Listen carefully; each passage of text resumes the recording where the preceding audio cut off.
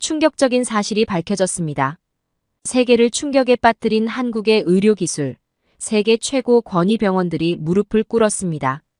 독일, 미국의 유명 병원들이 치료를 포기한 난치병 환자들이 한국에서 완치 판정을 받았습니다. 특히 세계 최고 권위를 자랑하던 독일의 의료진들이 한국으로 연수를 오고 있다는 소식입니다. 지난해 한국의 로봇 수술 건수는 세계 1위를 기록했습니다. 수술 성공률은 99.8%에 달합니다. 이는 미국 존스홉킨스, 독일 샤리테 병원을 크게 앞서는 수치입니다. 더 놀라운 사실이 있습니다. 유럽에서 1년 넘게 기다려야 하는 수술이 한국에서는 단 2주 만에 가능합니다. 비용은 3분의 1 수준입니다. 이로 인해 전 세계 상위 1% 부호들과 각국 왕실 가족들이 한국행을 선택하고 있습니다. 이제 한국은 더 이상 의료 후진국이 아닙니다. 60년 전 우리나라는 간호사를 독일에 파견해야 했습니다. 하지만 이제는 독일을 포함한 세계 각국의 의료진들이 한국의 의료기술을 배우기 위해 몰려들고 있습니다. 그리고 60년간 한국을 무시했던 독일 최고 병원장 출신의 할아버지, 그의 손녀가 한국 의료진 앞에서 무릎을 꿇은 사연 지금 바로 시작합니다. 안녕하세요. 저는 레오니 폰 슈미트입니다. 독일 베를린에서 나고 자란 27살 평범한 직장인이었습니다. 2년 전까지만 해도 그랬죠. 지금도 가끔 그때를 떠올립니다. 명문 훔볼트 대학교에서 시각 디자인을 전공하면서 저는 제 꿈을 위해 최선을 다했어요. 3학년 때는 파리 예술대학에서 1년간 교환학생으로 공부했고 졸업 전에는 베를린의 유명 광고회사 JWT에서 인턴십도 했죠. 제 포트폴리오를 본 면접관이 바로 합격 통보를 줬던 날 할아버지가 자랑스러워 하시던 눈빛, 부모님의 축하 파티가 아직도 생생해요. 인턴 생활을 거쳐 정직원이 된 후 저는 승승장구했어요. 신입인데도 주요 프로젝트를 맡았고 제가 디자인한 캠페인이 베를린 지하철역을 뒤덮었을 때는 정말 세상을 다 가진 것 같았죠. 2년 차가 되자 팀장 자리까지 제안받았어요. 이때까지만 해도 제 인생은 모든 게 완벽했어요. 첫 증상은 사소하게 시작됐어요. 중요한 프레젠테이션 준비로 야근이 많던 어느 날 컴퓨터 모니터가 갑자기 2개로 보이기 시작했죠. 피곤해서 그런가 보다 했어요. 하지만 곧 더 이상한 일들이 일어나기 시작했어요. 아침에는 멀쩡했다가 오후만 되면 눈꺼풀이 무거워져서 거의 감겨버리는 거예요. 처음에는 신임 팀장 준비로 밤샘 작업이 많았기에 단순히 과로 때문이라고 생각했죠. 하지만 증상은 점점 심각해졌어요. 말할 때 발음이 어눌해지고 음식을 씹고 삼키는 것도 힘들어졌어요. 심지어 웃을 때도 입술이 이상하게 처져서 동료들이 레오니, 표정이 왜 그래? 라고 물을 정도였죠. 가장 당황스러웠던 건 팔다리에 힘이 빠지는 거였어요. 아침에는 멀쩡히 걸을 수 있다가도 퇴근할 때쯤이면 다리가 후들거려서 겨우 걸을 정도였으니까요. 베를린의 병원들을 돌아다니기 시작했어요. 차리츠 대학병원 신경과 비반테스 병원 안과 헬리오스 병원 내과까지 방문했어요. 의사들은 각자 다른 진단을 내렸어요. 단순 피로, 우울증, 심지어 번아웃 증후군이라는 진단까지 나왔죠. MRI, CT, 혈액 검사 등 셀 수 없이 많은 검사를 받았지만 정확한 원인을 찾지 못했어요. 일은 더 이상 할 수 없게 됐어요. 광고주 앞에서 프레젠테이션 도중 갑자기 목소리가 나오지 않아 당황했던 날 VIP 클라이언트 미팅에서 커피잔을 들다가 팔에 힘이 빠져 쏟아버린 그 순간 2년 동안 쌓아온 제 커리어가 모래성처럼 무너지는 걸 지켜봐야 했어요. 신임 팀장 자리도 포기해야 했죠. 마지막 희망은 할아버지였어요. 어린 시절부터 할아버지는 제 영웅이었어요. 수많은 불치병 환자들을 치료하셨고 늘 많은 분들에게 귀감이 되시는 분이거든요. 마침내 할아버지가 진단을 내렸어요. 중증근무력증이라고. 면역체계가 자신의 근육을 공격하는 희귀자가 면역질환이래요. 독일에서도 매년 1000명 정도밖에 발병하지 않는 희귀병이라고 했죠. 약물 치료를 시작했지만 효과는 미미했어요. 흉선절 제술이란 수술을 고려해 볼 수 있지만 독일의 수술 대기자 명단은 이미 1년을 넘어섰대요. 할아버지의 서재에서 밤새 검색을 해보면서 충격을 받았어요. 한국은 이미 세계 최고 수준의 의료 강국이었어요. 특히 제 병의 치료 성공률이 놀라웠죠. 로봇 수술 건수는 세계 1위, 수술 후 합병증 발생률은 1% 미만. 게다가 진단부터 수술까지 평균 2주면 된다는 게 믿기지 않았어요. 더 놀라운 건 비용이었어요. 독일의 3분의 1 수준이라니 검사와 진단이 하루 만에 이뤄지고 첨단 장비로 정밀 검사까지 한다는데 어떻게 이런 게 가능할까요? SNS에는 이미 전 세계의 중증 근무력증 환자들이 한국으로 가서 완치됐다는 후기들이 넘쳐났어요. 그날 밤 부모님께 한국 병원의 이야기를 꺼냈어요. 처음에는 부모님도 당황스러워하셨죠. 아무리 제가 설명을 해도 반신반의하시는 것 같았어요. 하지만 제가 찾은 자료들과 치료, 성공 사례들을 하나하나 보여드리면서 설명하자 부모님의 표정이 조금씩 변하기 시작했어요. 특히 어머니는 그날 밤새도록 저와 함께 한국 병원들의 후기와 치료 사례들을 찾아보셨어요. 수술 성공률, 회복기간, 합병증 발생률까지 모든 자료를 꼼꼼히 살펴보면서 어머니의 눈빛이 점점 달라지는 게 보였어요. 의사이신 아버지도 한국의 의료 시스템에 놀라신 것 같았어요. 특히 로봇 수술 통계 자료를 보시더니 깊은 인상을 받으신 듯 했죠. 다만 한 가지 걱정되는 부분이 있었어요. 바로 할아버지였어요. 아버지는 한숨을 쉬시면서 할아버지의 자존심 이야기를 꺼내셨어요. 60년 넘게 독일 의학계의 자부심으로 살아오신 분이 손녀를 한국에 보낸다는 걸 절대 받아들이지 못하실 거라고요. 아버지 말씀대로였어요. 할아버지께 조심스레 한국 치료 이야기를 꺼냈을 때 그분의 반응은 정말 격렬했어요. 서재의 책상을 3개 내리치시면서 절대 안 된다고 하셨어요. 60년 가까이 의사로 살면서 한국 같은 나라에 환자를 보내본 적이 없다면서요. 제가 로봇 수술 이야기를 꺼내자 할아버지는 더 화를 내셨어요. 그건 다 환자를 끌어모으기 위한 거짓된 마케팅이라고, 의료는 수백 년의 전통과 신뢰가 필요한 거라고 하시면서 단호하게 거부하셨어요. 그리고 저희 집 거실에서 가족회의가 열렸어요. 놀랍게도 어머니는 이미 서울대학교병원 국제진료센터와 연락을 하고 계셨더라고요. 아버지도 동료 의사들을 통해 한국의 의료 기술을 알아보고 계셨죠.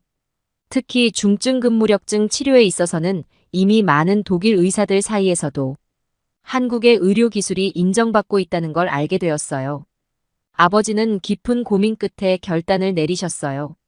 의사로서의 판단과 아들로서의 도리 사이에서 많이 망설이셨겠지만 결국 제 건강을 선택하셨어요. 어머니가 병원 예약부터 숙소까지 모든 준비를 도와주셨고, 아버지는 병원 동료들의 도움으로 긴급 휴가를 내서 저와 함께 가기로 하셨어요. 그리고 저는 아버지와 함께 베를린 브란덴부르크 공항에서 인천행 비행기에 올랐어요. 어머니는 할아버지의 의심을 피하기 위해 공항까지만 배웅하고 돌아가셨죠. 할아버지께는 아버지가 의학 컨퍼런스 참석차 스위스에 가고 저는 그동안 요양 겸 아버지와 동행한다고 말씀드렸어요. 어머니가 마지막으로 건네주신 작은 가방에는 제가 좋아하는 초콜릿과 따뜻한 양말, 그리고 어릴 적 사진이 들어있었어요. 저에겐 부적과 같이 마음을 편안하게 해주더라고요. 비행기 안에서도 마음이 무거웠어요. 눈물을 보이면서 배웅하신 어머니, 그리고 아무것도 모르시는 할아버지, 하지만 제 옆에서 잠든 아버지의 모습을 보니 안심이 됐어요. 평소 꼿꼿하시던 아버지의 얼굴에 피곤한 기색이 역력했지만 오히려 편안해 보이셨어요. 비행기 창 밖으로 보이는 구름을 보며 생각했어요. 이 선택이 정말 옳은 걸까라고 말이죠. 11시간의 비행 끝에 인천국제공항에 도착했어요. 독일에서 봤던 사진이나 영상과는 전혀 다른 광경이 펼쳐졌죠. 할아버지가 말씀하시던 후진국의 모습은 어디에도 없었어요. 오히려 베를린 공항보다 더 현대적이고 깨끗했어요. 입국장에서 나오자마자 눈에 들어온 건 모든 곳에 설치된 최첨단 시스템이었어요. 키오스크, 로봇 안내원, 자동 체온 측정기 등 모든 게 신기해 보였어요. 의료 관광객을 위한 전용 카운터는 더 놀라웠어요. 영어는 물론이고 독일어로도 안내를 해주더라고요. 제가 중증 근무력증 환자라고 하자 바로 휠체어를 준비해 주었고, 공항에서 병원까지 모든 이동 일정을 꼼꼼하게 설명해 주었어요. 심지어 제가 평소 먹는 약의 복용 시간까지 체크해서 다음 복용 시간을 알려주었죠. 독일에서는 상상도 못할 일이었어요. 공항에서 나와 서울로 향하는 길은 마치 영화 속 한 장면 같았어요. 새벽녘 도시를 가로지르는 길은 반짝이는 불빛으로 가득했고 선진화된 도시처럼 보이는 고층 빌딩들이 우리를 반겼어요. 강남의 서울대학교병원 앞에 차가 멈췄을 때 저희는 잠시 놀랐어요. 독일의 병원들과는 완전히 다른 모습이었거든요. 현대적인 건물과 잘 정비된 시설이 인상적이었어요. 로비로 들어가자 국제진료센터를 안내하는 영어와 독일어 표지판이 보였어요. 미리 예약해둔 덕분에 원무과에서는 서류 작성도 빠르게 진행됐고 친절한 국제진료 코디네이터가 저희를 맞이해 주었죠. 독일에서 가져온 진료 기록을 번역해 주겠다고 하면서 검사 일정까지 꼼꼼하게 설명해 주었어요. 국제진료센터로 안내받아 올라갔는데 그곳에서 만난 의료진들의 모습은 더욱 놀라웠어요. 완벽한 독일어를 구사하는 코디네이터님이 저희를 맞이했고 모든 절차를 순조롭게 진행해 주셨어요. 독일에서 가져온 의무 기록을 검토하는데도 채 30분이 걸리지 않았어요. 주치의 선생님과의 상담은 정말 인상적이었어요. 3D 홀로그램으로 제 병의 진행 상태를 보여주시면서 마치 우주를 탐험하듯 신체 내부를 하나하나 설명해 주셨거든요. 아버지가 던지신 전문적인 질문들에도 명쾌하게 답변해 주셨어요. 특히 로봇 수술 시연 영상을 보여주실 때는 아버지의 표정이 완전히 바뀌었어요. 의사로서의 호기심과 놀라움을 감추지 못하시는 게 보였죠. 폰 슈미트 선생님, 우리 병원의 로봇 수술은 이미 5,000건 이상의 성공 사례를 보유하고 있습니다. 특히 중증 근무력증 환자의 경우 합병증 발생률이 1% 미만이에요. 라고 말하는데 확신과 자신감에 차 있는 목소리였어요. 검사는 그날로 모두 진행됐어요. 독일에서 6개월 넘게 걸렸던 검사들이 단 하루 만에 이뤄졌죠. MRI 촬영할 때는 제가 좋아하는 클래식 음악을 틀어주셨고 긴장하지 않게 계속 이야기도 걸어주셨어요. 검사 결과도 그날 오후에 바로 나왔어요.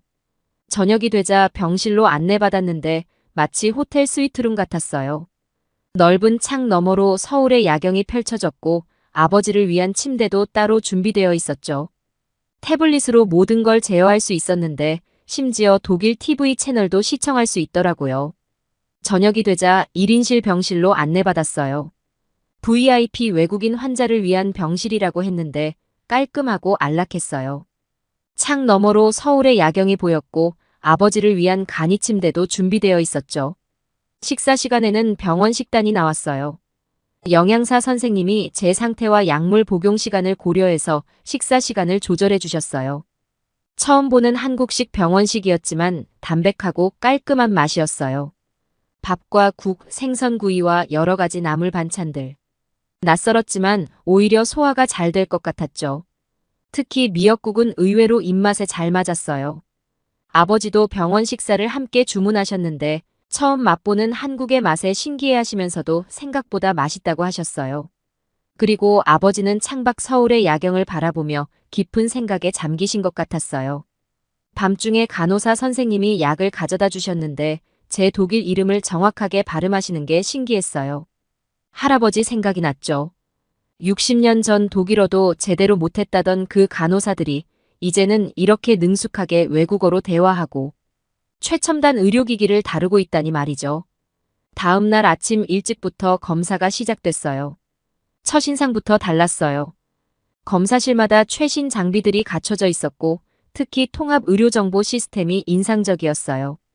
제가 독일에서 가져온 의무기록과 검사 결과들을 전부 디지털화해서 한눈에 볼 수 있게 정리해 주었어요. 지난 2년간의 병력을 이렇게 체계적으로 분석해 주는 걸 보면서 독일과는 다른 의료 시스템을 실감했어요. MRI 촬영할 때는 더 놀라웠어요. 3 테슬라 MRI라고 하는데 독일에서 찍었던 것보다 훨씬 선명한 화질로 정밀하게 촬영할 수 있다고 해요. 검사가 끝나자마자 영상은 실시간으로 전송되어 여러 전문의들이 협진하는 시스템이었어요. 독일에서는 한 장비로 찍은 영상을 다른과 의사들과 공유하는 데만 며칠씩 걸렸는데 여기서는 모든 게 실시간으로 이루어진다는 게 신기했어요. 검사실마다 있는 전자의무기록 시스템도 효율적이었어요.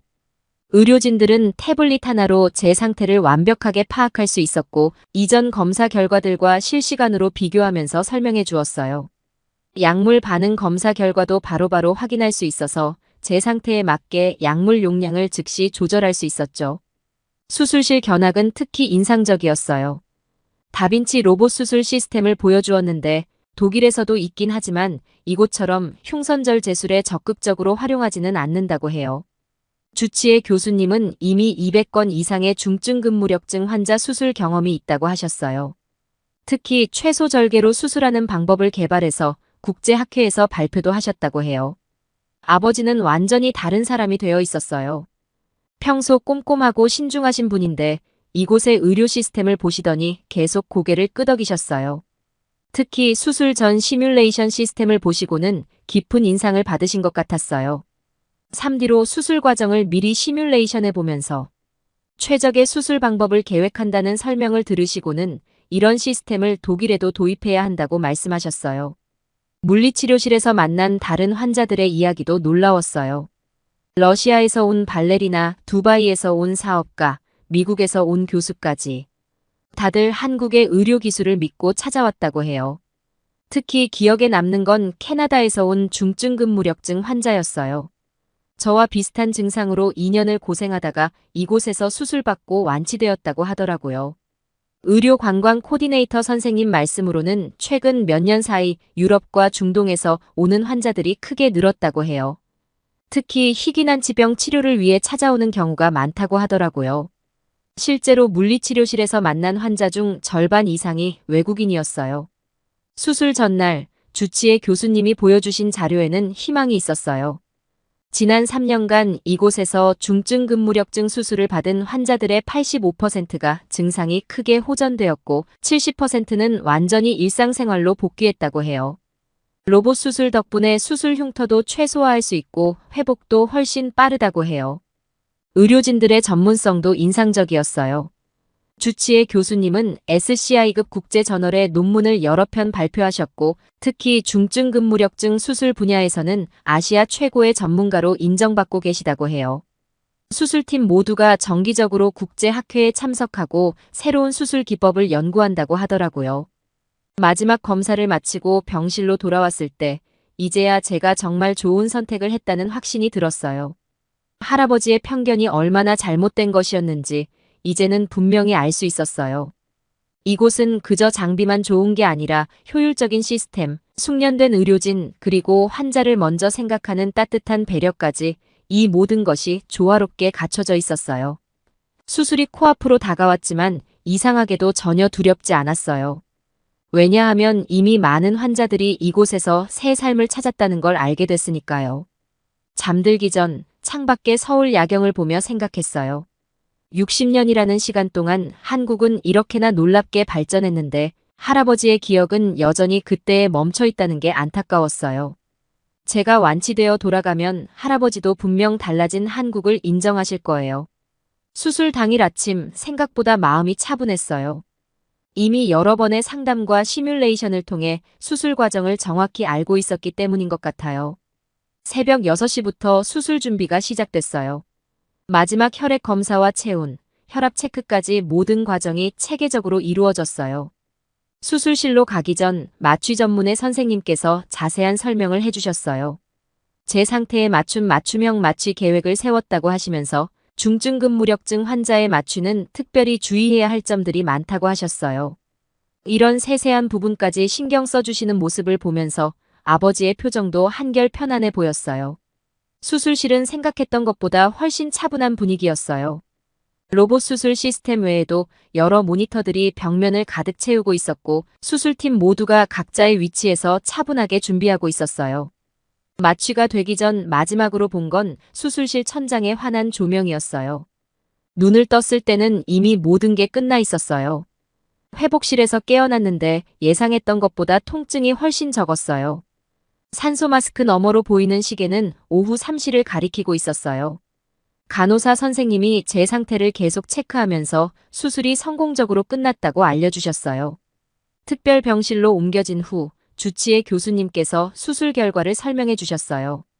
예상대로 흉선에 문제가 있었고 로봇 수술 덕분에 정밀하게 제거할 수 있었다고 해요. 수술 영상을 보여주시면서 설명해 주시는데 정말 작은 절개만으로 수술이 가능했다는 게 놀라웠어요. 아버지는 의사의 시선으로 수술 과정을 꼼꼼히 살펴보셨어요. 특히 로봇 수술의 정밀도에 감탄하시면서 독일의 수술 방식과 비교해서 설명해 주셨어요.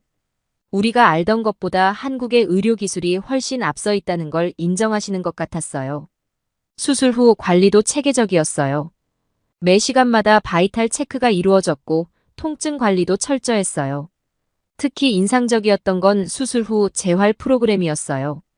물리치료사 선생님이 찾아와 호흡 운동을 도와주셨고 영양사 선생님은 회복에 도움되는 식단을 짜주셨어요. 같은 병동에 있던 다른 나라 환자들도 비슷한 경험을 하고 있었어요. 옆 병실의 러시아 환자는 벌써 두 번째 방문이라고 해요. 첫 수술이 너무 만족스러워서 이번에는 다른 치료를 위해 왔다고 하더라고요. 중동에서 온 환자는 가족 모두가 이곳에서 정기적으로 검진을 받는다고 해요. 수술 다음 날 어머니와 화상통화를 했어요. 할아버지께는 위독하다는 소식을 들으시고는 많이 걱정하고 계시다고 해요. 어머니는 제 회복된 모습을 보시고는 눈물을 보이셨어요. 놀라운 건 회복 속도였어요. 수술 후 3일째 되는 날부터 보행이 가능했고 일주일이 지나자 대부분의 일상적인 활동을 할 수 있게 됐어요. 주치의 선생님은 제 회복 속도가 평균보다 빠르다고 하셨어요.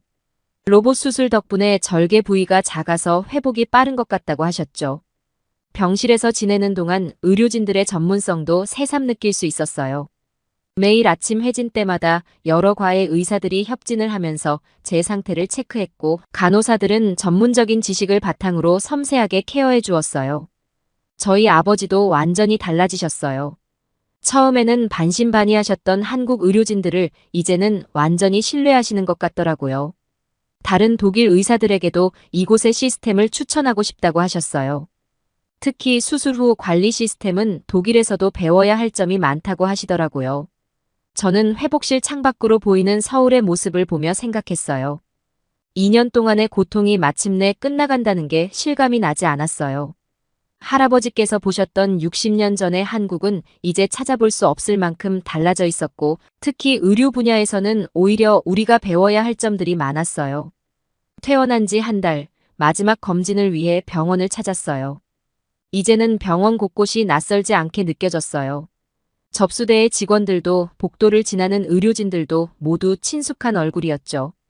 국제진료센터에서 기다리는 동안 처음 이곳에 왔을 때가 떠올랐어요. 그때는 이렇게 빨리 건강을 되찾을 거란 생각도 못했는데 검사 결과는 놀라웠어요. 흉선 절제술 후 중증 근무력증의 증상이 거의 사라졌고 면역 수치도 정상으로 돌아왔어요. 특히 수술 부위는 흉터가 거의 보이지 않을 정도로 깨끗하게 아물었죠. 퇴원 전 마지막 진료에서 교수님은 제 회복 상태가 매우 양호하다며 이제 정상적인 생활이 가능하다고 말씀해 주셨어요. 귀국 전날 병원 의료진들과 작별 인사를 나눴어요. 국제진료센터 김 선생님은 독일에서도 정기적으로 검진 결과를 공유하자고 하셨고 필요하다면 온라인으로 상담도 가능하다고 해주셨어요. 간호사 선생님들은 제가 좋아하는 한국 간식을 선물로 준비해 주셨더라고요. 베를린으로 돌아가는 비행기 안에서 지난 2달을 돌아보았어요. 한국에 오기 전에 불안과 걱정이 무색할 만큼 모든 과정이 순조로웠어요. 한국의 의료 시스템은 제가 알던 것보다 훨씬 발전해 있었고 의료진들의 실력과 친절은 감동적이었어요. 베를린 공항에 도착하자 어머니가 마중 나와 계셨어요. 제 얼굴을 보시자마자 눈물을 보이셨죠. 다음 날 할아버지 댁을 찾았어요. 평소처럼 서재에서 의학 서적을 읽고 계실 거라 생각했는데 거실 소파에 앉아 창밖을 바라보고 계셨어요.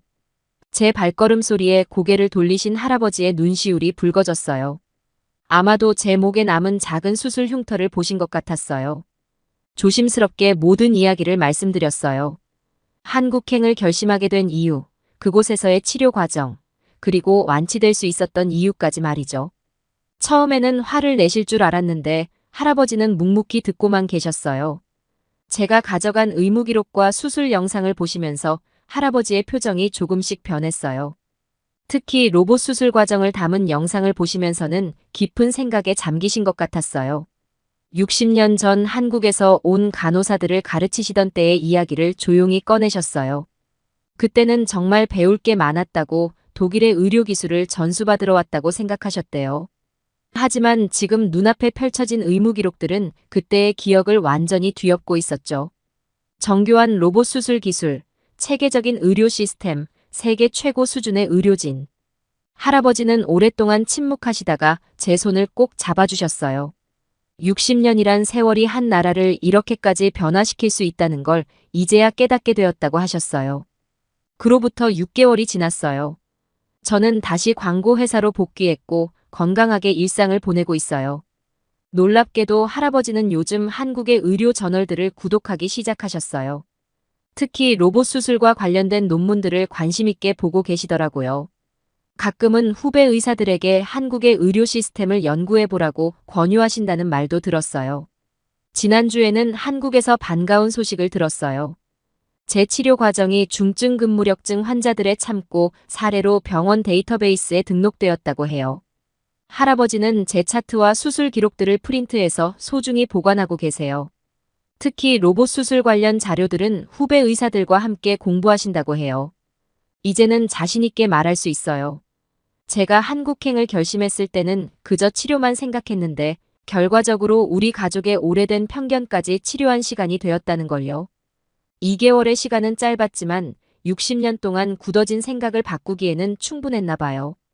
얼마 전 가족 식사 자리에서 할아버지께서 뜻밖의 제안을 하셨어요. 다음 휴가 때 우리 가족 모두 한국에 가보는 게 어떻겠냐고요. 서울대학교 병원도 방문하고 한국의 달라진 모습도 직접 보고 싶다고 하셨어요. 지금 어머니가 내년 봄 벚꽃 시즌에 맞춰서 여행 계획을 세우고 계세요. 할아버지는 특히 한국의 다른 대형 병원들도 둘러보고 싶다고 하시네요. 아버지는 한국의 의사들과 전문적인 교류를 해보고 싶다고 하시고요. 이제 저는 매일 아침 거울을 보며 목에 작은 흉터를 봐요. 그리고 생각해요. 이 작은 흉터가 저와 우리 가족에게 얼마나 큰 변화를 가져왔는지. 내년 봄 할아버지와 함께 한국을 방문하게 될 날이 기대돼요. 혹시 한국에 방문했을 때 꼭 들러야 할 곳이나 먹어봐야 할 음식이 있다면 알려주실래요? 제 이야기를 들어주셔서 감사합니다. 사연을 재밌게 들으셨다면 구독과 알림 설정 부탁드립니다. 여러분의 구독과 알림 설정은 영상 제작에 큰 힘이 됩니다. 구독자 여러분의 사연 또한 제보 받습니다. 사연으로 채택되신 분들께는 소정의 선물 또한 보내드리고 있으니 많은 참여 부탁드립니다. 지금까지 외국인의 시선에서 한국의 감동에 빠진 이야기를 전해드리는 감동 다이브였습니다. 좋은 하루 보내세요. 감사합니다.